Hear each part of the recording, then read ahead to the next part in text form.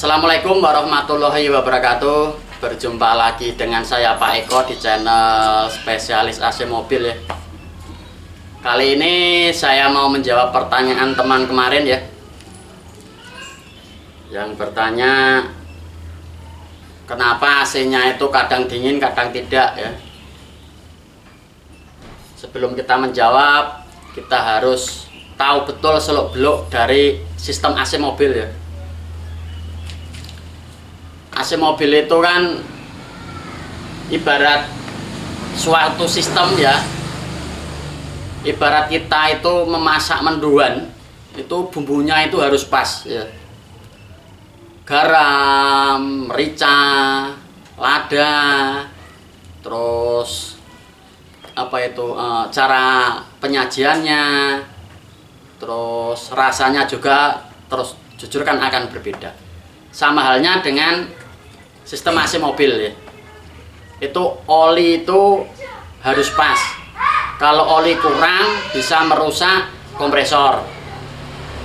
Tapi apabila oli kelebihan ya akan menghambat di sistem kondensor, sehingga pendinginan freon juga tidak akan bisa maksimal ya, seperti itu.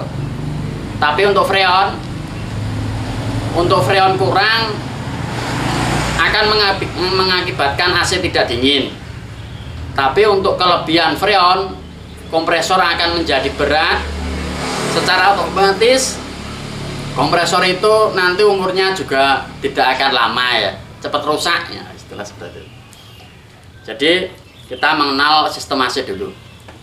Untuk kompresor tugasnya adalah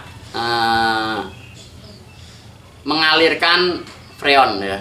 Jadi dia juga selain dia menyemprot, dia juga menghisap ya. Terus untuk kompresor sendiri dia harus bisa mencapai 215 PSI ya untuk tekanan keluarnya. Jadi kompresor ketika kompresinya maksimal bisa sampai 215 PSI ya. Terus setelah kompresor itu ada kondensor ya. Kondensor adalah tugasnya mendinginkan freon ya. Yang awal mula freon itu berwujud gas, ketika dipanasi diberi tekanan oleh kompresor dia akan berwujud gas ya. Kemudian didinginkan oleh kondensor, dia berubah menjadi dingin ya, otomatis dia akan berubah menjadi cairan. Setelah freon itu berubah menjadi cair, dia akan melewati dryer ya. Dryer adalah tugasnya menyaring freon dan menyaring oli. Setelah melewati dryer, dia akan masuk ke evaporator ya. Sebelum masuk evaporator, dia akan disemprotkan oleh ekspansi ya. Ekspansi itu tugasnya adalah menyemprotkan freon. Ekspansi akan bekerja ketika freon itu berwujud cair. Tapi ekspansi tidak akan bekerja ketika freon masih berwujud gas. Ibaratnya seperti kita semprotan itu loh. Kalau dia cair, dia akan menghasilkan semprotan, tapi kalau dia masih gas, dia tidak akan.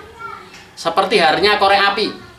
Korek api itu kalau dia dingin ya, dia akan berubah menjadi cair seperti itu.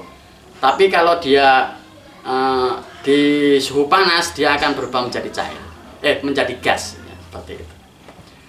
Setelah freon melewati evaporator, dia akan menimbulkan bunga es ya, sehingga akan menimbulkan dingin di evaporator.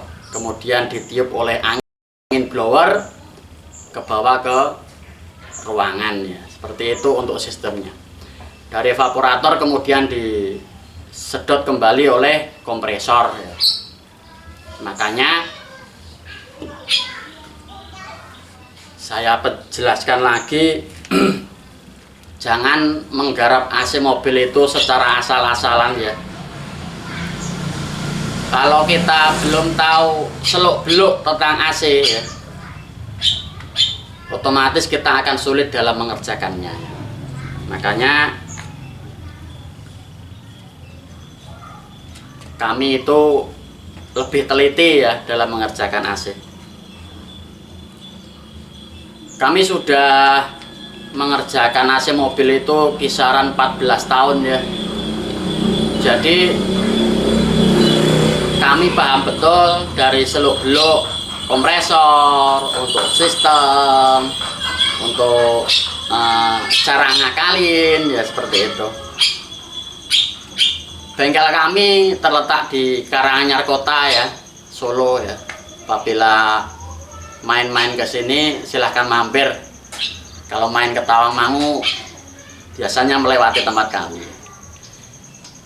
Ya, kiranya sekian. Apabila ada pertanyaan kurang jelas silahkan bertanya dalam kolom komentar.